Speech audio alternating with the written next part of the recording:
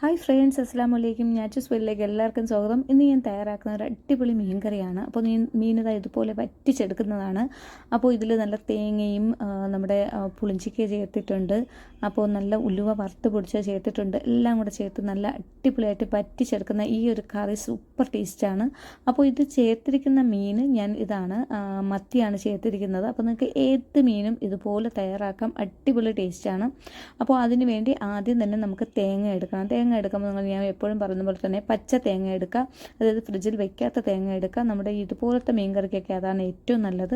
അപ്പോൾ അതിലോട്ട് ഞാൻ കുറച്ച് മഞ്ഞൾപ്പൊടി, 2 പിഞ്ചോളം മഞ്ഞൾപ്പൊടി ചേർത്ത് കൊടുക്കുന്നുണ്ട്. അതിനുശേഷം നമുക്ക് വേണ്ടത് മുളക് പൊടിയാണ്. അപ്പോൾ നല്ല കളറുള്ള മുളക് പൊടി എടുക്കുകയാണെങ്കിൽ നല്ലൊരു കളറൊക്കെ കിട്ടും നമ്മുടെ മീൻ കറിക്ക്. അപ്പോൾ ഞാനൊരു 2.5 ടേബിൾ സ്പൂൺ മുളക് പൊടി ചേർത്ത് കൊടുത്തു. കുറച്ച് പുളി ചേർത്ത് കൊടുത്തു. പുളി ചേർക്കുമ്പോൾ ശ്രദ്ധിക്കുക, പച്ചമാങ്ങ, പുളിഞ്ചിക്ക ഇതുപോലത്തെ തക്കാളിയൊക്കെ ചേർക്കുകയാണെങ്കിൽ നമ്മുടെ അതിൻ്റെ പുളിയും കൂടെ നമ്മൾ നോക്കിയിട്ട് വേണം ചേർത്ത് കൊടുക്കാൻ. ഒരു ചെറിയ പീസ് ഉള്ളി എടുത്തിട്ടുണ്ട്. അപ്പോൾ ഞാൻ ഇതൊരു കുറഞ്ഞ അളവിലായതുകൊണ്ടാണ് ഈ ഒരു പീസ് ഉള്ളി എടുത്തതും ചെറിയ പുളി എടുത്തതും. അപ്പോൾ അതനുസരിച്ച് നിങ്ങൾ എടുക്കുക. പിന്നെ ദാണ്ട് ഇതുപോലെ അരച്ചെടുത്തതിന് ശേഷം ഞാൻ ദാണ്ട് കുറച്ചധികം കറിവേപ്പിലയും ഒരു തൊണ്ടമുളകും ചേർത്തിട്ടുണ്ട്. അപ്പോൾ ഇത് ഇത്രയും ചേർത്തതിന് ശേഷം ഇതുപോലെ ഒന്ന് അരച്ചെടുത്തിട്ട് നമുക്കിനി ഏത് പാത്രത്തിലാണോ വെക്കുന്നത് അതിലോട്ടൊന്ന് ചേർത്ത് കൊടുക്കുക. അപ്പോൾ എല്ലാം നമ്മൾ ഇതിലോട്ട് ആക്കി കൊടുത്തതിന് ശേഷം ഇനി മിക്സിയുടെ ജാറിലോട്ട് ഒന്ന് വെള്ളം ഒഴിച്ച് ഇതിലോട്ട് ഒഴിച്ചു കൊടുക്കുക.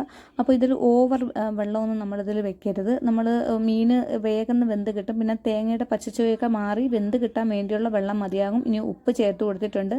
അപ്പോൾ പച്ചമുളകും കറിവേപ്പില ഞാൻ നേരത്തെ ചേർത്തല്ലോ. ചേർത്തതിന് ശേഷം നല്ലതുപോലെ മഷി പോലെ അടിക്കരുത് കേട്ടോ. ചെറുതായിട്ടൊക്കെ അത് കിടക്കുന്ന രീതിയിലാണ് അടിച്ചെടുക്കാൻ വേണ്ടി ഇത്ര വെള്ളം ചേർത്തിട്ട് ഞാൻ ഇതുപോലെ ഒന്ന് കലക്കി കൊടുക്കുന്നുണ്ട്. ഇനി ഞാൻ ഫ്ലെയിം ഓണാക്കി അടുപ്പിൽ വെച്ച് കൊടുക്കുന്നുണ്ട്. അപ്പോൾ വെള്ളം ഇത്രയും തന്നെയാണ് ചേർത്തിരിക്കുന്നത്. അപ്പോൾ ഇനി കഴുകി വൃത്തിയാക്കി വെച്ചിരിക്കുന്ന മീനാണ്. അതുകൊണ്ട് ചാള മീനാണ് എടുത്തിരിക്കുന്നത്, മത്തിയാണ് എടുത്തിരിക്കുന്നത്. അപ്പോൾ ഇത് ചെറിയ സൈസ് മത്തി ആയത് കാരണമാണ് ഞാൻ ഇതുപോലെ വെക്കുന്നത്. അപ്പോൾ ചെറിയ സൈസ് മത്തി ഇതുപോലെ വെക്കാൻ നല്ല ടേസ്റ്റാണ്. അതുപോലെ തന്നെ അയലയും വാളയും ഒക്കെ ഇതുപോലെ വെക്കാൻ നല്ല ടേസ്റ്റാണ്. അപ്പോൾ ഇതുപോലെ തിളയ്ക്കുന്ന സമയത്തിൽ നമുക്കിനി മീൻ ചേർത്ത് കൊടുക്കാം.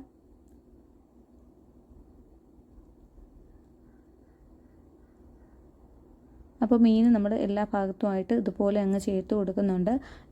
ഇനി നമുക്ക് കറിയിൽ എന്തൊക്കെയാണ് ഇടാൻ ഉദ്ദേശിക്കുന്നത് അതൊക്കെ നല്ലതുപോലെ കഴുകി വൃത്തിയാക്കി ഒന്ന് കട്ട് ചെയ്തെടുക്കാം. ഞാനിപ്പോൾ ഇതിലോട്ട് ഇടുന്നത് പുളിഞ്ചിക്കയാണ്, നല്ല പച്ച പുളിഞ്ചിക്കയാണ് ഇടുന്നത്.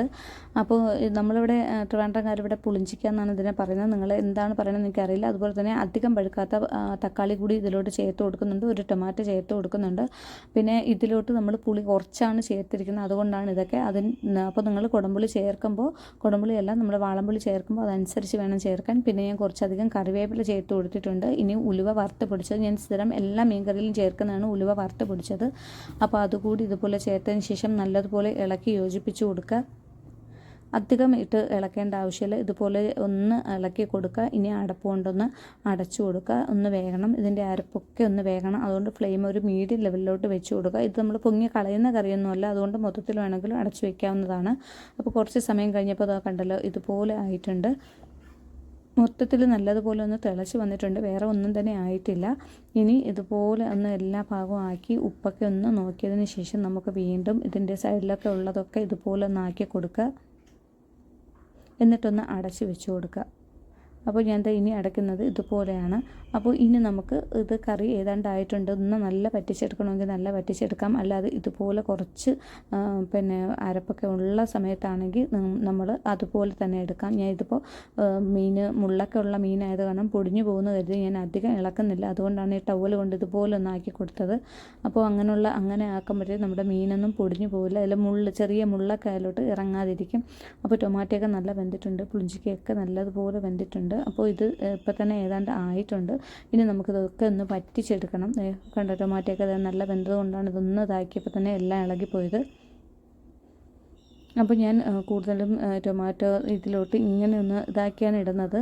അപ്പോൾ അതായത് അപ്പോഴത്തേക്കും നമുക്ക് ഇതിലെ പുളിയൊക്കെ കൂടെ ഇറങ്ങി നല്ല ടേസ്റ്റി ആയിരിക്കും.